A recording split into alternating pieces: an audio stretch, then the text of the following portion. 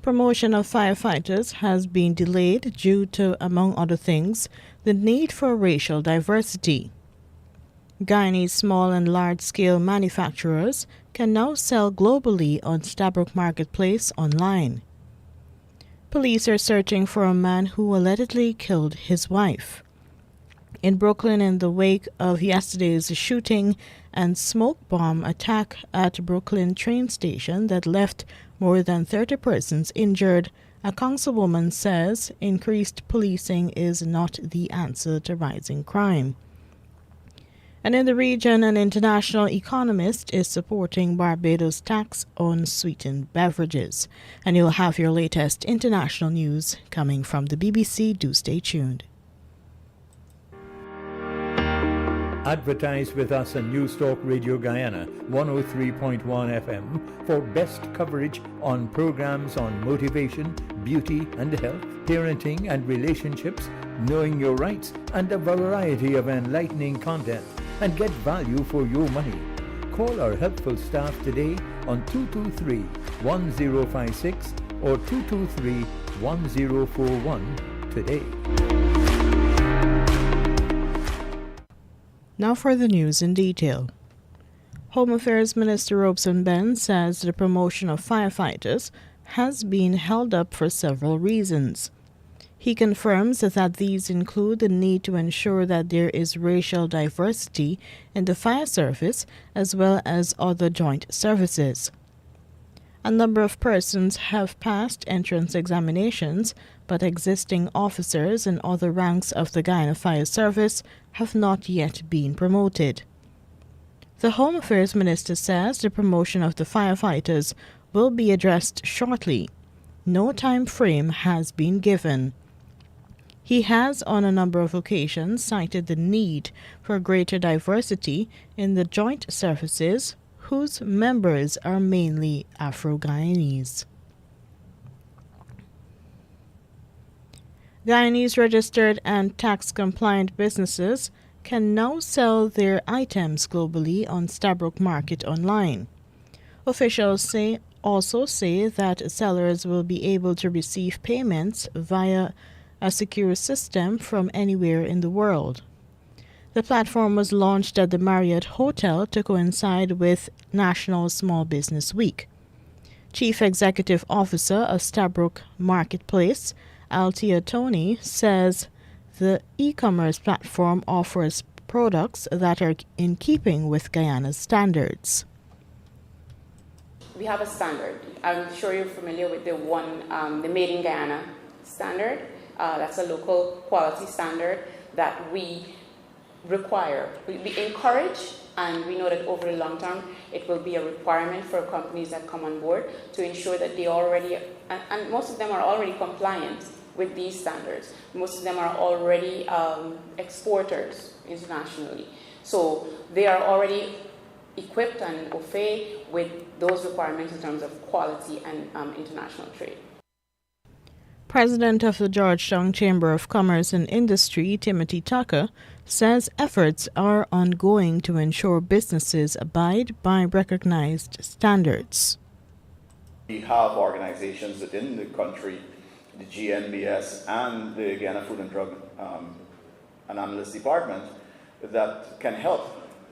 For instance, the GCCI is working at the moment with 20 agro-processors to bring them up to GMP and HACCP certification and even get them certified. So it's important not for the marketplace as such to find ways to incorporate them by lowering the standards, but it's important for the local business community, small businesses, all businesses. If you have made a decision to get into business, you need to know that there's a standard in which to do so. Sellers on Stabroek Marketplace will have to pay a percentage to the e-commerce platform. Guyana and Canada yesterday signed a memorandum of understanding for the provision of goods and services. The accord was signed by Canada's Minister of International Trade, Export Promotion, Small Business and Economic Development, Mary Ng, and Finance Minister Dr. Ashni Singh. The Memorandum of Understanding between the Canadian Commercial Corporation and the Guyana government is expected to focus on the procurement of Canadian goods and services. Finance Minister Singh explains why procurement is one of the key aspects. If we agree that we're going to develop a project under the framework of this agreement using the services of the CCC, then the CCC would provide support through the project cycle. That is to say, provide support as needed in the case of the particular project, so provide support to Guyana in designing the project if that is needed, in doing the necessary procurement if that was needed for the purposes of the project, and in overseeing the management and execution of the project. But the procurement is only one part of the management of the entire project. Finance Minister Dr. Ashley Singh. The Canadian Minister of International Trade, Export Promotion, Small Business and Economic Development says that under this accord, there is room for clean technology companies to enter Guyana's marketplace. When I think about the companies that can come through this particular arrangement through the Canadian Commercial Corporation, we're talking about Canadian clean technology expertise. That actually it is the clean tech expertise even into those traditional sectors like mining and agriculture and others that and in infrastructure that can be built upon, and it will also create the opportunities for those investments, whether they be in ICT or in clean tech or in agri-tech or all of the fast-growing sectors that both in Canada and in Guyana we realize that our small and medium-sized businesses are really growing into these areas. The Canadian Minister of International Trade, Export Promotion, Small Business and Economic Development, Marian G. Police are on the manhunt for a man who allegedly killed his wife. Their son says his father escaped through a window at the house they live in at 15th Street Falls, East Coast, Demerara. She has been identified as Savitri Raj. The Guyana Police Force says the woman's bloodied body was found in the bedroom. Police say that the son heard his mother scream, and when he rushed upstairs, he saw his mother lying on the floor. Police have since issued a wanted bulletin for 56-year-old Vijaymal Raj. Informed sources say that the man allegedly killed his wife one day before he was due to return to court on a charge of assaulting her with a bottle. In Brooklyn, New York, where thousands of Guyanese and other Caribbean people live, a councilwoman says increased policing is not the answer to increasing crime. Ms. Shana Hanif made the assessment in the wake of the injury to more than 30 persons yesterday when a man fired several shots at commuters on a train in Brooklyn. He also opened a gas tank, causing several persons to suffer from smoke inhalation. New York police have since issued a wanted bulletin for Frank R. James. CBS News spoke with Councilwoman Shana Hanif. We'd like to bring in New York City Councilwoman Shahana Hanif. She joins us now. Her district neighbors, the Brooklyn neighborhood where today's shooting took place. Councilwoman, we thank you so much for joining us on what we know is a difficult time. I understand that you've been in close contact with the schools closest to the scene of the attack today. How are the teachers and students coping? Thank you so much, Lindsay, for having me on tonight. And it's been a tragic day, and my team and I, in coordination with my colleague, Councilmember Alexa Vilez, my district is just miles away from the 36th Street station, and we've got constituents, neighbors, students, families who are devastated, who are traumatized. And so my utmost priority with our team was to check in with every single school in the district, Some of the schools were under some form of shelter in place, as was mentioned, for some, if not most of the day. And our job as council members, and especially through crises and tragic moments, is to be a resource, a proactive resource for our communities to feel safe, to feel secure, and to make sure that every single person, and especially our students, are accounted for. And so right now, I, like all New Yorkers, are waiting for updates, and we'll continue to share out detailed information as we get them out to our constituents. And how are your constituents reacting to today's events? Traumatized, but also, I want to uplift the ways in which Brooklynites stepped up. What I saw in the videos, which I watched several times, is commuters helping one another, transit workers ready to shuttle off commuters in the adjacent R train that was on the other side of the station. Neighbors stepped up to help neighbors. We also know that there was a police officer on the scene in the station whose radio wasn't working, and commuters called 911 for help. And so while we're traumatized and thinking about what the safety of this week will look like as we get to work, as we get to school, we are also people who will continue to look after one another as we respond to safety and assure that every single neighbor in the city is safe and not abandoned. And so much that I'm sure in retrospect, people will be taking a look at all the malfunctions between that police officer's radio in addition to the security cameras. But even before today's mass shooting, there have been concerns about a rise in violence and crime in this city and beyond. So far this year, murders are up to 26% compared to 2020. How has this impacted your district in particular? Well, right now, we've got Brooklynites who are absolutely aware and alert and recognize that more policing is not the way that we address safety and particularly public safety in the city. Even before today, New Yorkers felt unsafe. And from the beginning of COVID to the beginning of this year, Asian American neighbors in the city have been impacted violently across incidences in our subways, in our neighborhoods. And so right now, we really ought to think about what addressing gun violence means and putting all hands on deck of our elected officials to address this immediately.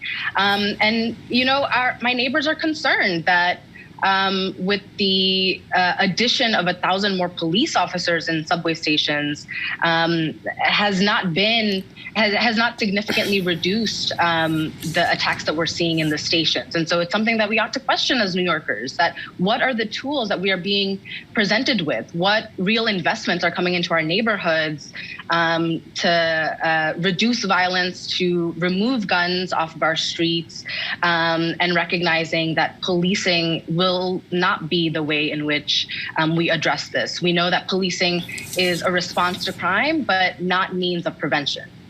And to that point, today the governor said that she is, quote, committing the resources of the state to fighting the siege of crime. In your opinion, what needs to be done? Well, right now, as mentioned, beefing up our subway stations with cops is not the answer, and putting in real investments, and particularly as a council member, as my colleagues and I respond to the budget and get to a budget that is a budget that adequately, equitably meets the needs of our neighbors across housing, healthcare, and education to address the root causes of crime in our city is of utmost priority for me. So right now, we know that this is a complex issue. It is not a simple issue that has a simple solution. But again, I want to reiterate that policing is not our way. And my council colleagues and I are committed to making sure that our neighborhoods are safe for every single New Yorker. New York City Councilwoman Shahana Hanif, we thank you so much for your time in joining us tonight. Thank you so much, Lindsay. Investigators have recovered a gun and a credit card at the scene. The card was used to rent a U-Haul truck. Now for the news in the region. Nationals of Trinidad and Tobago will have to pay more for gasoline and diesel. That's part of the rise in international oil prices due to the Russia-Ukraine war. More in this report from CNC3. It's real unfair to people outside here. It's real unfair. 3 days have passed since the announcement, but people are still angry about what's coming on April 19th. Nobody in Trinidad does nothing. Nobody placard, nobody block road. And the government free to do anything they want. And the people taking it. And while most of them understand the big picture, I know it's a global problem. It's up to them to find that extra now. Take, for example, Radhika Ramsingh and her husband. With their 80-litre Hilux vehicle, it currently costs around $272 to fill up. In a little over a week, that will go to $312. It's the people who have little children. They are the ones who are going to suffer in this country. They're already suffering and they're going to suffer more. Her husband, the fisherman, said this will also change the way he goes out to sea. And it's slow, you're going to be going because you're going to be making back nothing. You're going to time it and go like when you know you're holding to make $1, well, you go. Over at the red nozzle, Ganpat Ramdulara is worried about those who became unemployed due to the pandemic. And a lot of people lose their job, going to see real trouble. All the food prices and the groceries are going to be up. It was up already and it's going to go up again. Because those who use super gasoline in their sedans will now have to pay around $50 more to fill up. And spare thought for premium users. To fill a 50-litre tank will soon cost around $337. But it seems many people already made the switch to super since the last increase. Excuse, super or premium? Super. Everybody's super, eh? We had to sacrifice somehow, and life had to go on. We got to sacrifice. But sacrifice what again? You see, in these times of regular increases at the registers and very soon again at the pumps, people are saying there's very little to sacrifice on again. It's why they say the cutbacks may now not come from the financial side, but more so on quality family time. You can't take your children or your grandchildren as you well want now. You're going to limit where you go, how you go. You only have to drive now unless you have to leave the house. Casual runs would decrease. You actually, like, if we have to make a lime and make a joke and say we have to go there and lime, you say, well, now the new talk will be the diesel talk. And with respect to switching to the soon tax-exempt hybrid vehicles, many of them say a new car is not on the agenda right now. That is very expensive. Akash Samaru, CNC3 News. More in the region, international economist Dr. Justin Ram is supporting Barbados' decision to increase the tax on sweetened beverages. A 20% tax on sugar-sweetened beverages was imposed this year as part of efforts to combat non-communicable diseases. More in this story from Barbados Today. International economist Dr. Justin Ram says while the Barbados government's recently increased tax on sweetened beverages is a step in the right direction, it will not be enough to remedy the country's non-communicable diseases crisis. From April 1, the excise tax on sugar-sweetened beverages was doubled, moving from 10% to 20%. Speaking on a conversation about sugar in the Barbadian society, spearheaded by the Heart and Stroke Foundation of Barbados and the Barbados Childhood Obesity Prevention Coalition on state television last night, Dr. Ram said it will require much more. But it certainly is insufficient. If it is a health crisis, then we need to be doing a lot more. And one of the things we have to look at here is that this health crisis is a significant externality on the rest of society. Spending $375 million per annum on NCDs is unsustainable. And we should really want to put an end to that and allocate those resources to much more productive things. So the taxes, I think, are in the right direction. We do have to consider whether we need to raise that tax further. But I would have to say here that taxation alone will not get us to where we want to be. I agree with Sir Hilary here that it has to be a much more comprehensive approach to this, which requires educating the population from a very early age, encouraging different lifestyle choices, and of course making available other better nutritional meals and drinks available to the average person. Economist Dr. Justin Ram ending that report from Barbados today. And lastly, in the region, a Trinidad and Tobago soldier has been charged with the killing of his 15-year-old daughter. Corporal David Alexander was arraigned on Tuesday on a charge of manslaughter on April 5. The 36-year-old man was granted the Trinidad and Tobago equivalent of more than $58,000 bail. He was also ordered to surrender his passport. He will return to court on May 10. He is accused of killing Alia while disciplining her. Following the incident, she was found unresponsive and was taken to a health facility where she was pronounced dead. And here now is your international news coming from the BBC. Hello, this is Julie Candler with the BBC News. Russia says more than 1,000 Ukrainian Marines have surrendered in the besieged port of Mariupol, but an advisor to President Zelensky says the city has not fallen. Russian television showed pictures of what it said were Marines giving themselves up at Mariupol's Ilyich iron and steelworks plant, but the advisor, Petro Andriushenko, dismissed the Russian allegations. No, it's impossible. Because I know how many they controlling now. They don't control our harbor. They don't control Azovstal. They don't control the half of the Liberation district and half of Central district. And the biggest part in Primorsky district are controlling by Ukrainian troops. The world's largest security body, the Organization for Security and Cooperation in Europe, says there are clear patterns of Russian troops violating international humanitarian law in Ukraine. A panel of 3 experts said it found credible evidence of killings, torture and other inhuman punishment, mostly in areas under Russian control. It said other documented violent acts, including abductions, are likely to have been crimes against humanity. The presidents of Poland and the 3 Baltic states have visited the town of Borodyanka, northwest of Kiev, which endured weeks of shelling as Russian troops tried to encircle the capital. One of them, the Lithuanian president Gitanas Nausėda, said the dark face of humankind had shown its face there. Hundreds are still feared trapped beneath bombed blocks of flats. President Zelensky welcomed their visit as a gesture of support for Ukraine.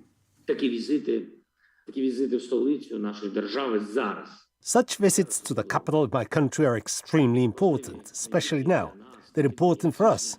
They also prove European support of our fight for freedom. It is a signal that all European advocates of freedom will remain united in future, without making any political or economic concessions to Russia. The provincial government of KwaZulu-Natal in South Africa says more than 250 people are now known to have died in the severe floods that have devastated the province. The country's president, Cyril Ramaphosa, is visiting some of the most badly affected areas. From Johannesburg, Pumza Fulani has more details. There have been 4 days of rain there. Many of the roads that lead to the city have been destroyed. We've seen images of mudslides that have practically buried people's homes. We've seen rivers bursting their banks. Infrastructure has been destroyed. There are reports of power outages in most of that area, as well as water issues now, as some of the pipes that are trying to supply water to households have also just burst because of the flooding that's happening in that area. World News from the BBC. The President of Ivory Coast, Alassane Ouattara, has announced the resignation of his Prime Minister, Patrick Achi, and that of his government. Mr. Ouattara made the announcement during a cabinet meeting, saying he had decided to decrease the number of ministers in the government. Lalissé reports from Abidjan. This reshuffle had been in discussion since the beginning of the year. It was first planned for January, then February, and it now comes just 1 year after Patrick Achi's arrival. It is said that President Ouattara privately regretted the relative lack of efficiency of the current government. Hence, Mr. Ouattara using this opportunity to announce that the next government would be tightened to around 30 members compared to 41 today. The name of the new Prime Minister should be known next week, as the Ivorian presidency announced on Tuesday that the head of state will address the parliament during a meeting in Congress next Tuesday. The authorities in the northwestern Nigerian state of Sokoto say at least 28 teenagers have drowned after their boat capsized. They were trying to cross a river to fetch firewood on Tuesday evening. A local government spokesman told the BBC most of the dead were teenage girls. The Palestinian Health Ministry says that a Palestinian lawyer has been shot dead by Israeli forces as they carried out raids in the occupied West Bank. The ministry said that Mohammed Asaf, who was 34 years old, worked for a department of the Palestinian Liberation Organization that documents and lobbies against Israeli settlement activity. A PLO official said that Asaf was killed after driving his children to school in the city of Nablus. Towns and cities across Myanmar fell quiet on Wednesday, the first day of a usually popular water festival, as many people decided to stay at home in protest against military rule. Photos on social media showed empty boulevards in Yangon, Myanmar's biggest city among other places, marking the second year in a row that the Thingan holiday was widely shunned. BBC News. Here now is a recap of your highlights. Promotion of firefighters has been delayed due to, among other things, the need for racial diversity. Guyanese small and large-scale manufacturers can now sell globally on Stabroek Marketplace online. Police are searching for a man who allegedly killed his wife. In Brooklyn, in the wake of yesterday's shooting and a bomb attack at a Brooklyn train station that left more than 30 persons injured, a councilwoman says increased policing is not the answer to rising crime. And in the region, an international economist is supporting Barbados' tax on sweetened beverages. And that was your major newscast. I am Jessica Sam.